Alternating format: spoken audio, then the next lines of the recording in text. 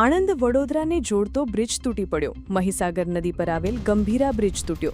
આણંદથી વડોદરાને જોડતો મહત્વનો માર્ગ વડોદરા તરફનો એક સ્લેબ નદીમાં પડ્યો. સ્લેબ તૂટી પડતા કેટલાક સાધનો પણ નદીમાં ખાબક્યા. જર્જરિત હાલતમાં હોવાના કારણે બની ઘટના. તંત્રની બેદરકારીના કારણે હજારો લોકોના જીવ સામે હતો ખતરો.